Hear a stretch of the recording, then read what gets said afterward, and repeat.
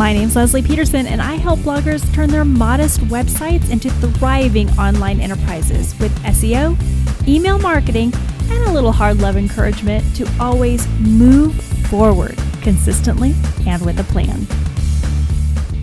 Happy Tuesday, everybody, and welcome to number 25 in the 25 things I do to grow my blogging business. And today I want to talk to you about clarity. Now, I know many of you are probably hoping for a secret, amazing keyword research trick or a email tip that was going to knock your socks off. But the truth is that clarity is the thing that has allowed me to find success in my blogging business, and really any success that I can claim in any area of my life can be attributed to clarity. So let me tell you what I mean by clarity. What I mean by that is understanding what my best self looks like, what my purpose is, what my identity is, what it takes for me to feel fulfilled. It can be applied to my business life, to my health, to my family, to any of my relationships, to my spiritual life. And it is the thing, the understanding, the feeling that I take with me into every tactical endeavor. So there are two things that I do in order to find clarity, to practice clarity. And I do mean practice. Clarity isn't something that you find, grab onto, and then just sticks next to you without going anywhere. It is a practice. It is something you have to yearn for and strive for and work for on a regular basis. And so the two things that I do in order to seek clarity, find clarity, and hold on to clarity are to observe and record. So I would have loved to have titled this podcast episode Journaling, but I think many of you would have never clicked on it because journaling sounds too basic, too simple, too boring. Some of you are like, yeah. But those of you who've done regular, deep, thoughtful journaling for any amount of time truly do understand the power of observing yourself and recording those actions, those thoughts, those ideas that come to you. And if you haven't, if you're saying, yeah, then I would say you haven't tried it. You haven't tried it. And that's my challenge for you today. I'm going to tell you 3 things that I journal on, or 3 ways that I journal. The first thing is every morning, I take a look at the day ahead. I look at the calendar, look at what tactical items I need to, what activities I have on the calendar, who I have to meet with, what I need to accomplish, recording a podcast, for example, or updating a post, or meeting with a client, or simply homeschooling the kids. And I say to myself, and I write in my journal, who do I want to be today? How do I want to show up in all of those situations in order to realize the purpose and the fulfillment that I really, really want? How do I want to show up? And I'll tell you a little secret about how important it is to make this a regular practice. I've been journaling almost every day for, 30 years. And there are seasons when I dry up. I go a couple weeks without doing it. I always struggle to do my morning journaling when I'm on the road. So it could be a couple days at a time if I'm traveling that I don't do it. One of those times was very recently at the TBEX conference. So if you haven't listened to all the amazing things I learned at the TBEX conference, that series of podcasts, I challenge you to go back and listen to those. But at the TBEX this year, I didn't do my morning journaling. I didn't even stop. Not only did I not write it down, I didn't even stop to think about it mentally. How do I want to show up today? Who do I want to be today? Reminding myself of my identity, my purpose, my best self. And I lost myself at that conference. I got so anxious.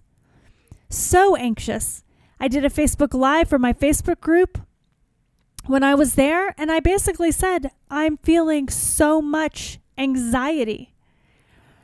And when I look back at that and I think about what that was about, I can definitely directly attribute that to not observing and recording in my morning journal. So that's the first thing. That's what I do in the morning. In the evening, I like to record the magic that happened that day. Some people who ascribe to this philosophy would say, write down all the positive things that happened to you. A very general term that we hear out in the public or in the world is, keep a gratitude journal. I don't like to call it a gratitude journal because it's very easy when you're just thinking about gratitude to simply write down, I'm grateful that my spouse was with me. I could have done this when I was in TBEX in Eau Claire. I'm grateful that my spouse and my kids are with me in Eau Claire. I'm grateful that I'm getting to spend time with my best friend, Brianna, who is also here. I'm grateful that we made it safely from Denver to Eau Claire. And those things, while I should be grateful for all of those, absolutely, there's another layer there. There's another level of mystery and magic. And I'm not using that word lightly. Magic that's happening in our lives every day. So if we think of it less as a gratitude journal and more as a place to observe and record the magic of the day, then we can get a different feel, a different vibe as we're writing. An example about that is I've been really trying to think about how to balance being a full-time blogger and moving into this space of also being a full-time blogging coach. I can't do both and homeschool my kids and be a good wife and have the freedom that we all talk about that we want. And I'm trying to decide how much of my blog that I want to let go. Because I'm really clear. The universe has been very clear to me that this blogging, coaching direction is right for me. But it hasn't been clear up until recently about how much of the blog I can let go of in order to do this. And I have to keep it a little bit, right? I need a place to do experiments and a place to continue to write and understand how Google changes so that I can keep sharing that with you guys. So I can't let go all the way, but I do have to let go a little bit. And I've just been feeling so guilty about that until I went on that recent road trip through Southwest Colorado that I shared with some of you in my newsletter, my weekly newsletter.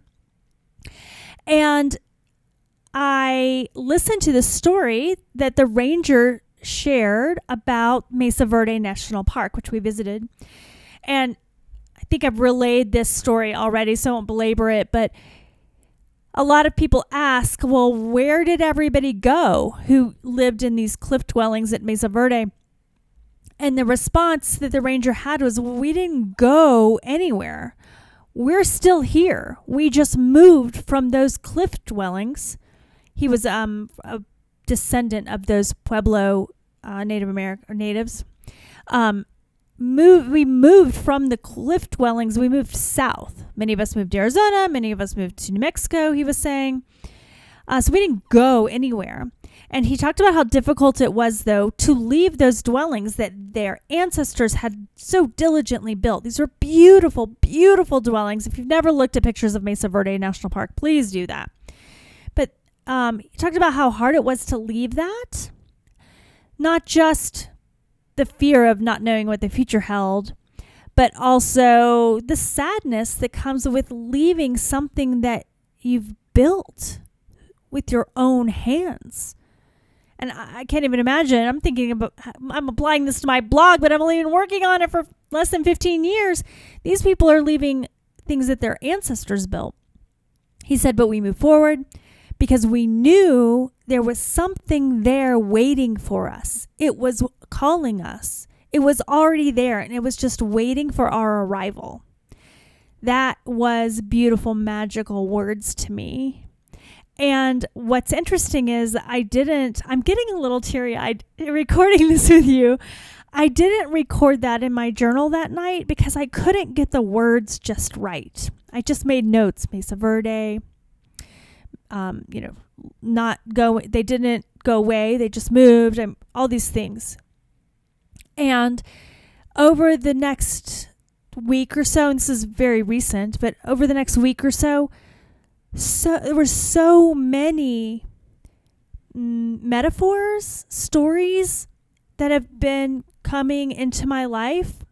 Nothing to do with blogging, but things coming into my life. There's these stories about moving forward and not looking back. And I can't help but feel that the universe is trying to give me clarity. It's trying to help me know on a deep, deep inner level my purpose, my identity, where my fulfillment's going to happen, what my best self is all about as I go into this next season of my life. So it's just my example.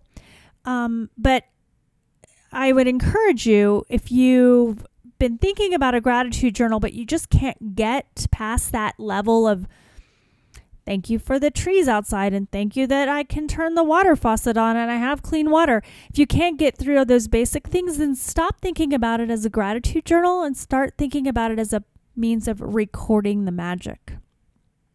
Okay, so the observing and recording that I've talked to you about, we've talked about in the morning and what that focus is. How do I want to show up today? Who do I want to be today? It's all about identity. In the evening, it's about gratitude and recording the magic. And then the third thing I want to tell you is that there are times when we get stuck. I talked to you about one of the stuck things, but there are little stucks and there are big stucks. And I tend to record those in my journal as well, wherever it makes sense. Sometimes in the morning, sometimes in the evening. I kid you not, sometimes it's both morning and evening for 3 weeks in a row, same darn thing over and over and over. And when I have that stuckness, how's that for a technical term? When I have that stuckness going on, there are two things I do as I seek clarity, as I think about my best self, as I think about my relationships, as I think about improving my skills. And I'm not just talking about SEO and email marketing and brand deals and product offerings. I'm talking about the skills of interacting with my husband or the skills of gardening, growing tomatoes in a new climate in my yard. Little things, big things, including my business and beyond my business. There are two questions I ask myself. They're very similar questions. Some days one works better than the other, so I'll give you both of them. The first one I ask myself is, if I relayed this entire story to my coach, to either my business coach or my life coach. I don't have a life coach. I have a business coach. So, but I like to think, okay, if I had a life coach, if I relay this entire story to them, what would they say to me? And that really allows me to step outside myself and do that observing that I talked about a few minutes ago. Observing, recording. When I think about it from perspective of what would so-and-so say to me, a coach, what would they say about this situation? It gives me that outside perspective, that observing perspective. And the other question, again, in the similar vein, I say to myself, think about that best, most successful Leslie, insert your own name here. 10 years from now, if I achieved all the dreams that I wanted, all the things that I've been pursuing, all the goals that I've been after in 10 years or 5 years, and that person came back in time to give me some advice, what would they say? Would they say, let go? Would they say, don't give up? Would they say, this is not something to be worried about, just keep moving on? Would they say, you've come up with 3 solutions, let's come up with 3 more? What would they say to me? So that's how I get through my stuckness. And sometimes I still have to sit down with my husband and talk something through, sit down with, Sue or Brianna, my best friends, and talk something through. But most of the time, I can ask myself, what would my coach say to me, or what would my best self, my future best self, say to me in this situation? Because I believe that usually the answers are already there inside us. And we just need to step outside ourselves a moment in order to listen and hear the right answer. So an example of that, I've been struggling lately because I'm really excited about a new course I have coming out on everything keyword research. It's just everything you ever wanted to know about keyword research. And I had a goal of getting it out and announcing it on Black Friday. That's been my goal. The course is actually done. It's recorded, it's done, it's built, it's ready to go. There's a whole litany of things that go with launching a course beyond just recording it. And I'm really excited. I was really excited to try to get it out before Black Friday. But I feel like I haven't been spending enough time with my kids and watching them grow up and celebrating them. And I was struggling with this Black Friday deadline that I kind of gave to myself. And I was sure I was, as I was sitting down to pontificate with my journal, but as I just rushed through my head, well, I was sure my best future self wanted me to get it out by Black Friday, because of course it's Black Friday and that's when you should get it out. But when I sat down with my journal and really, I lit a candle. Thank you, Sue, for the candle that you gave me. I still have it and I'm still burning it. Lit a candle, did a 5-minute meditation, sat down with my journal, and really said, to my future self, my future best self, girl, what's going on with your kids? What'd you do? And my future best self said, you are going to really enjoy rolling out this keyword research course. And people are going to learn from it, and you're going to impact some lives. But it doesn't have to roll out on Black Friday in order for that to happen. And I just breathe so much easier for the rest of well, I guess it's been only about a week since that happened, which is why that example's top of mind. But I'm breathing easier because I'm still going to do it, but I push back the dates. The dates aren't so rigid. I pushed them back. It's probably still going to come out by the end of the year, maybe the first week of January, which is fine, right? In the grand scheme of things, it's fine. But that frees me up to celebrate my kids more, to spend more time with them, to not feel rushed when we are spending time together. So that's my stuck example. Not to give you too much of the gory details of my personal life, but I'm hoping this helps you a little bit. I'm hoping that if you were journaling previously, that you will pick it back up again. If you're journaling now, that you'll maybe try some of these different techniques. Maybe journal a little deeper. If you poo-poo journaling in the past, I hope that you'll find a beautiful, lovely, luxurious, cozy journal and your favorite pen and a corner in your house. Maybe just once or twice this week, and see what it feels like to observe and record how you want to show up for the day, what magic happened during that day, and what your best future self has to say about the places where you're feeling stuck. So again, clarity is a significant part of the success that I've realized from my blogging career. But clarity isn't just about writing down my next tiny step or the 5 goals I have for next quarter. But it's really embracing everything that I want to be, the person that I want to become, the reason why I get out of bed in the morning. And embracing those things, observing them about myself, recording them, and growing from those to help my future self, my relationships, my skill growth, and the contribution that I want to make to the world. So I celebrate you and all of those things, those dreams that you have, those goals that you're working toward, that person that you're striving to become. I'm celebrating it with you right now. And I hope you will celebrate it also by observing and recording that about you.